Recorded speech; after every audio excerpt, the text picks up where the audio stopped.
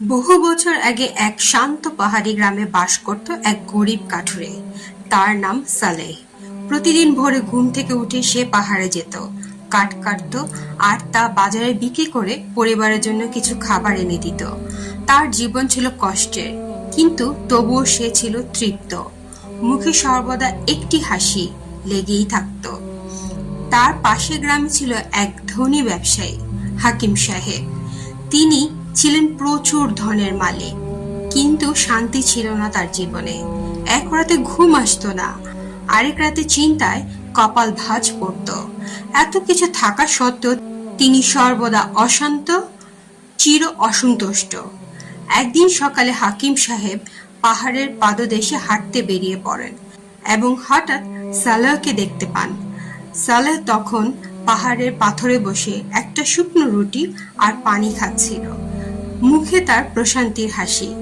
হাকিম সাহেব জিজ্ঞেস করলেন, তোমার কাছে তো কিছুই নেই, শুকনো রুটি, কষ্টের জীবন, তবুও তুমি এত আনন্দিত কেন?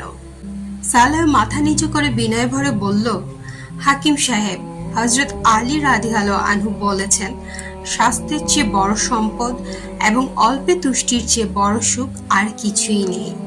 আল্লাহ আমাকে সুস্থ রেখেছেন, হালাল রিজিক দিচ্ছেন, স্ত্রী সন্তান ভালো আছে, আমি এর চেয়ে আর কি চাই? এই কথা শুনে হাকিম সাহেব স্তব্ধ হয়ে গেলেন। তার চোখে যেন নতুন এক সত্য উদয় হলো। সেই দিন থেকে তিনি নিজের জীবনে পরিবর্তন আনার সিদ্ধান্ত নিলেন। ধন সম্পদের মোহ ছেড়ে দিয়ে তিনি মানুষকে সাহায্য করতে লাগলেন। দরিদ্রর মাঝে বিতরণ করতে লাগলেন তার অতিরিক্ত সম্পদ। ধীরে ধীরে তার অন্তরে শান্তির আলো ফুটে উঠল। এই গল্প আমাদের শেখায় যে প্রকৃত সুখ ধনে সম্পদে নয়, বরং আল্লাহর দেওয়া অল্পতে তুষ্ট থাকার মধ্যেই নিহিত। হযরত আলী রাদিয়াল্লাহু আনহু এর এই বাণী আমাদের মনে করিয়ে দেয়, যদি আমরা সুস্থ থাকি এবং অল্প রিজিকে খুশি থাকতে পারি, তবে আমরা দুনিয়াতে সেরা সুখী মানুষের একজন।